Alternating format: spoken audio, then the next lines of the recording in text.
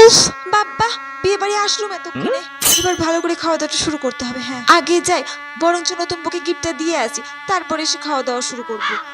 Gift না দিলে কেমন একটা লাগে না? সবাই আবার দেখেছি গিফট না দিয়ে খেয়ে নেয়, কিভাবে যে খায় আমি বুঝি না বাবা।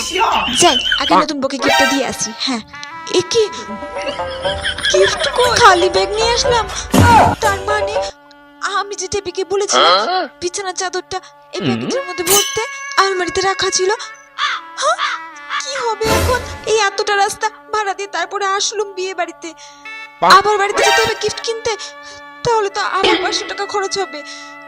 কি করি এখন? আজকে না হয় গিফট না দিয়ে খেয়ে যাই, কিছু তো করার নেই। গিফট আনতে তো ভুলে গেছি, আর কাউকে বলতেও পারবো না, তাহলে তো আমার মান সম্মান থাকবে না। এই প্যাকেটটা বরং ওইদিকে রেখে দিই। হ্যাঁ যাই, সোজাসুজি গিয়ে খাবার টেবিলে ঢুকে পড়ি, ওইদিকে আর যাবো না।